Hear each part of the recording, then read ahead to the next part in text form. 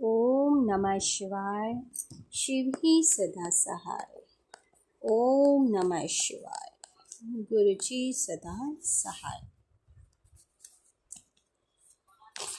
Day 2 Shiv पुराण। चंचला की प्रार्थना से ब्राह्मण का उसे पूरा शिव पुराण सुनाना और समय अनुसार शरीर छोड़कर शिवलोक में जा चंचला का पार्वती जी की सखी एवं सुखी होना। कि जब उन्होंने शिव पुराण सुना चंचला ने, तो उनकी प्रार्थना सुन के भगवान ने उनको मृत्यु के बाद अपने धाम ले गए और पार्वती माता की वह प्रिय मित्र बन गई, प्रिय सखी बन गई। कथा इस प्रकार है। ब्राह्मण बोले, नारी सौभाग्य की बात है कि भगवान शंकर की कृपा से शिव पुराण की इस वैराग्य युक्त कथा को सुनकर तुम्हें समय पर चेत हो गया है कि तुम्हें बहुत ही समय पर इस चीज़ के बारे में पता चल गया है कि भगवान को ध्याना कितना जरूरी है। ब्राह्मण पति, तुम डरो मत, भगवान शिव की शरण में जाओ। शिव की कृपा से सारा पाप तत्काल नष्ट हो जाता है। मैं तुमसे भगवान शिव की कृतिकथा से युक्त उस परम वस्तु का वर्णन करूंगा जिससे तुम्हें सदा सुख देने वाली उत्तम गति प्राप्त होगी। शिव की उत्तम कथा सुनने से ही तुम्हारी बुद्धि इस तरह पश्चाताप से युक्त एवं शुद्ध हो जाएगी कि साथ ही तुम्हारे मन में विषयों के प्रति वैराग्य हो गया है। पश्चाताप ही पाप करने वाले पापियों के लिए सबसे बड़ा प्रायश्चित है। सूत जी कहते हैं कि ये बड़ी उत्तम बात है कि तुम्हें अपने पापों से अब डर लगने लग गया है और तुम उससे उन चीज़ों के लिए क्षमा मांगना चाहती हो। तो इसका मतलब ये है कि प्रभु ने तुम्हें अपनी शरण में ले लिया है और मैं तुम्हें इसका एकदम सरल उपाय बताऊंगा जिससे तुम इन पापों से मुक्त हो जाओगे। सत्य पुरुषों के सबके लिए पश्चाताप को ही समस्त पापों का शोधक बताया है। पश्चाताप से ही पापों की शुद्धि होती है। जो पश्चाताप करता है वही वास्तव में पापों का प्रायश्चित करता है। क्योंकि सत्य पुरुषों ने समस्त पापों की शुद्धि के लिए जैसे प्रायश्चित का ही उपदेश किया है, वह सब पश्चाताप से संपन्न हो जाता है। मतलब अगर हमें अपनी गलती का एहसास हो गया हो तो अगर हम उस गलती की माफ़ी मांग लें तो हमें उसका पाप नहीं लगता, भगवान हमें उस पाप से मुक्त कर देता है। जो पुरुष विधि पूर्वक प्रायश्चित करके निर्भय हो जाता है पर अपने कुकर्म के लिए पश्चाताप नहीं करता, उसे प्राय उत्तम गति नहीं प्राप्त होती। मतलब कि जो व्यक्ति पाप पे पाप ही करे और उसे वो पाप ना नज़र आए, मस्त रहता हो, अपनी धुन में लगा पड़ा हो, तो ऐसे इंसानों को जल्दी मुक्ति नहीं मिलती। कहते हैं कि परंतु जिसे अपने कुकर्म हार्दिक पश्चाताप होता है वह अवश्य उत्तम गति का भागी होता है, इसमें संशय नहीं है। इस शिव पुराण की कथा सुनने से जैसे चित्त शुद्धि होती है वैसे दूसरे उपायों से नहीं होती। जैसे दर्पण साफ करने पर निर्मल हो जाता है, उसी प्रकार इस शिव पुराण की कथा से चित्त शुद्ध हो जाता है, इसमें संशय नहीं है। मनुष्य के शुद्ध चित्त में जगदम्बा पार्वती जी सहित भगवान शिव विराजमान रहते हैं। इससे वहाँ विशुद्धात्मा पुरुष श्री सांब सदा शिव के पद को प्राप्त होता है। इस उत्तम कथा का स्वर्ण समस्त मनुष्यों के लिए कल्याण का बीज है। इसमें वह विशुद्धात्मा पुरुष श्री सांब शुद्धा शिव के पद को प्राप्त होता है। इस उत्तम कथा का स्वर्ण समस्त मनुष्यों के लिए कल्याण का बीज है। अत यथोचित शास्त्रों के मार्ग में इसकी आराधना अथवा सेवा करनी चाहिए। यह भवबंधन रूपी रोग का नाश करने वाली है। भगवान शिव की कथा को सुनकर फिर आपने हृदय में उसका मनन एवं निधि ये ध्यान करना चाहिए। इससे पुण्यात्मा चित्त शुद्धि हो जाती है। भाव कि भगवान शिव को अपने मन में धार के कि वे आपके मन में विराजमान हैं, हम उनका चिंतन कर रहे हैं, हम उन्हें याद कर रहे हैं, हम ये जो शिव पुराण पढ़ रहे हैं वो साक्षात भगवान शिव माँ पार्वती हमारे हृदय में विराजमान होके वह सुन रहे हैं।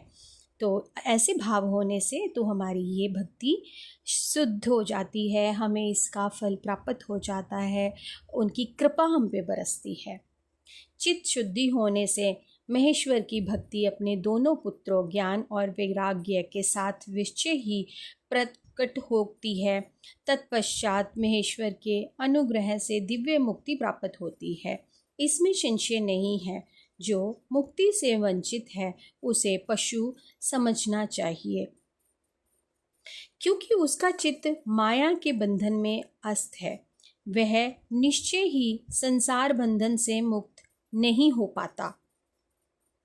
कहते हैं कि जिसके मन में माया का जाल है, बस उसे अपने संसारिक भोगों पे ही चिंता रहती है और वो संसार में ही बंधा रहता है, तो उसकी मुक्ति होनी बहुत ही कठिन है। ब्राह्मण पत्नी, इसलिए तुम विषयों से मन को हटा लो और भक्ति भाव से भगवान शंकर की इस परम पावन कथा को सुने। परमात्मा शंकर की इस कथा को सुनने से तुम्हारे चित्त की शुद्धि होगी और इससे तुम्हें मोक्ष की प्राप्ति हो जाएगी। जो निर्मल चित्त से भगवान शिव के चरणारविंदों का चिंतन करता है उसी एक ही जन्म में मुक्ति हो जाती है। ये मैं तुमसे सत्य सत्य कहता हूँ। सूत जी कहते हैं, सोनक इसका कहकर वह श्रेष्ठ शिव भक्त ब्राह्मण चुप हो गए। उसका हृदय करुणा से अध्रु हो गया था। वह शुद्ध चित्त महात्मा भगवान शिव के ध्यान में मगन हो गए। तदनंतर ही विदुगति पत्नी चंचला मन ही मन प्रसन्न हो उठी। ब्राह्मण का उपदेश सुनकर उसके नेत्रों में आनंद के आंसू छलक पड़े। वह ब्राह्मण पत्नी चंचला हर्ष भरे हृदय के उन श्रेष्ठ ब्राह्मणों को दोनों चरणों में गिर पड़ी और हाथ जोड़कर बोली, मैं कृतार्थ हो गई। तत्पश्चात उठकर वैराग्य युक्त उत्तम बुद्धि वाली वह स्त्री, जो अपने पापों के कारण आतंकित थी, उस महान शिव भक्ति ब्राह्मण से हाथ जोड़कर गदगद वाणी में बोली। जब उस चंचला को पता चल गया मैं अपने सारे कुकर्मों का पश्चाताप करूंगी, माफ़ी मांगूंगी और मुझे सद्गति मिल जाएगी कि उसे यमपुरी के यमराज ने और उनके दूत नहीं पकड़ेंगे, वह शिवलोक में चली जाएगी। तो मतलब इस तरह का मार्ग उसे मिलने पर वह बहुत ही प्रसन्न हो गई और उसे ऐसे लगा कि अब उसकी निश्चय ही इन पापों से उसे छुटकारा मिल जाएगा और उसकी सद्गति होगी।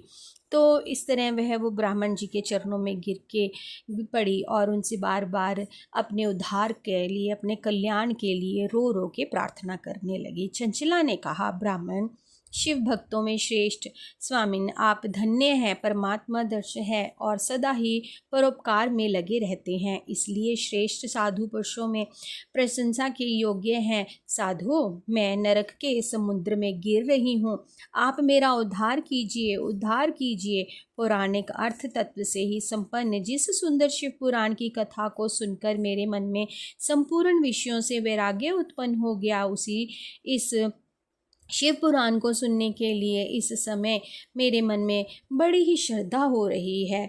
सूत जी कहते हैं, ऐसा कहकर हाथ जोड़ उनका अनुग्रह पाकर चंचला उस शिव पुराण की कथा को सुनने की इच्छा मानने लिए उन ब्राह्मण देवता के सेवा में उत्पर हो वहाँ रहने लगी।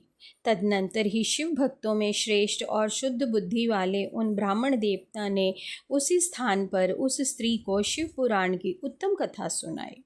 इस प्रकार उस गोकर्ण नामक ही महाक्षेत्र में उसी श्रेष्ठ महाब्राह्मण ने उसने शिव पुराण की वह परम उत्तम कथा सुनी, जो भक्ति, ज्ञान और वैराग्य को बढ़ाने वाली तथा मुक्ति देने वाली है। उस पर उत्तम कथा को सुनकर वह ब्राह्मण पत्नी अत्यंत ही कृतार्थ हो गई। उसका चित्त शीघ्र ही शुद्ध हो गया। कहते हैं कि जब वो ब्राह्मण के उसी आश्रम में ही रहने लगी कि मुझे अब संसार में किसी से कोई मोह नहीं है, कोई प्रेम नहीं है, बस प्रभु मुझे अपनी शरण में ले लो और मुझे इस ज्ञान दीजिए, तो वह ब्राह्मण ने उसे वो सारी कथा सुनाई, जिससे उसका मन बड़ा ही शांत हो गया। वह बड़ी शांतमयी और भक्ति भावना से भरपूर हो गई। फिर भगवान शिव के अनुग्रह से उसका हृदय में शिव के सगुण पूर्ण रूप का चिंतन होने लगा। इस प्रकार उसने भगवान शिव में लगी रहने वाली उत्तम बुद्धि पाकर शिव के सच्चिदानंदन स्वरूप का बारंबार चिंतन आरंभ किया। तत्पश्चात समय के पूरे होने पर भक्ति, ज्ञान और वैराग्य युक्त हुई चंचला ने अपने शरीर को बिना किसी कष्ट के त्याग दिया। बोलो शंकर भगवान की जय। इतने में ही त्रिपुर सूत्र भगवान शिव का भेजा हुआ एक दिव्य विमान दूत गति से वहां पहुंचा, जो उनके अपने गुणों से संयुक्त और भांति भांति के शोभा साधनों से संपन्न था। चंचला उस विमान पर आरूढ़ हुई और भगवान शिव के श्रेष्ठ पार्थों के साथ उनके तत्काल ही शिवपुरी में पहुंचा दिया। कहते हैं कि शिव पुराण का इतना पावन पवित्र ये सुनकर कथा को उसके सभी पाप नष्ट हो गए और उसके मन में भगवान शिव की प्रतिमा विराजमान हो गई। उसने अपनी संसारिक जितनी भी उसकी उम्र थी वे भोग कर शिवलोक में प्राप्त हो गई और उसे शिवलोक के दूत आकर ले गए और वह शीघ्र ही वहाँ की एक प्रिय दासी सखी बन गई। उसके सारे मल जितनी भी गंदगी थी वह धुल गई। वह दिव्य स्वरूप धारणी दिव्यांगना हो गई। वह बहुत ही सुंदर रूप धारण कर गई। उसमें दिव्य अवयव उसकी शोभा बढ़ाते हैं थे। मस्तक पर अर्धचंद्र का मुकुट धारण किए वह गौरांगी देवी शोभाशाली दिव्य आभूषणों से विभूषित थी। शिवपुर में पहुंचकर उसने सनातन देवता त्रिनेत्रधारी महादेव जी को देखा। सभी मुख्य देवता उनकी सेवा में खड़े थे। गणेश, भृंगी, नंदीश्वर तथा वीरभद्रदेव आदि उनकी सेवा में उत्तम भक्ति भाव से उपस्थित थे। उनकी अंक कांति करोड़ों सूर्यों के समान प्रकाशित हो रही थी। उनके शरीर में एक बहुत ही तेज उजाला था। साक्षात वे एक सूर्य के समान चमक रही थी। कंठ में नील ग्रहण शोभा पाता था। 5 मुख और ही प्रत्येक मुख में 3-3 नेत्र थे। मस्तक पर अर्धचंद्राकार मुकुट शोभा देता था। उन्होंने अपने ही वामांग भाग में गौरी देवी को बिठा रखा था। इस प्रकार उस चंचला ने जो जो देखा भगवान शिव की वह स्तुति करती हुई वे उनका सारा वृत्तांत बता रही है कि किस प्रकार से भगवान शंकर शोभित हुए थे, जो विद्युत पुंज के समान ही प्रकाशित थे। गौरीपति महादेव जी की कांति कपूर के समान गौर थी। उनका सारा शरीर श्वेत भस्म से भासित था। शरीर पर श्वेत वस्त्र शोभा पा रहे थे। इस प्रकार परम उज्ज्वल भगवान शंकर का दर्शन करके वह ब्राह्मण पत्नी चंचला बहुत प्रसन्न हुई। अत्यंत ही प्रतियुक्त होकर उसने बड़ी ही उतावली के साथ भगवान को बारंबार प्रणाम किया। फिर हाथ जोड़कर वह बड़े प्रेम, आनंद और संतोष से युक्त हो विनीत भाव से खड़ी हो गई। उसके नेत्रों से आनंद शब्दों के अविरल धारा बहने लगी तथा संपूर्ण शरीर में रोमांच हो गया कि वह भगवान का ऐसा प्यारा रूप देखकर वह गदगद हो उठी। उसके नेत्रों से प्रेम भरे अश्रु छलक उठे। वह हर पल प्रभु का शुक्राना करने लगे। उस समय भगवती पार्वती और भगवान शंकर ने उसे बड़े ही करुणा के साथ अपने पास बुलाया और सौम्य दृष्टि से उसकी ओर देखा। पार्वती जी ने तो दिव्य रूप धारणी बिंदु गण प्रिया चंचला को प्रेम पूर्वक अपनी सखी बना लिया। वह उस परमानंद ज्योति स्वरूप सनातन धाम में अविचल निवास पाकर दिव्य शोखियों से संपन्न हो अश्य सुख का अनुभव करने लगी। बोलो शंकर भगवान की जय। इस प्रकार एक शिव पुराण की कथा सुनने से कितने पापों का नाश हुआ और वह शिवपुरी में गई और शिव की प्रिय रात जो हैं माँ गौरी की सखी बनी। ऐसी कृपा प्रभु अपने सभी भक्तों पर बरसाना। बोलो शंकर भगवान की जय। अपने गुरुदेव महाराज की जय।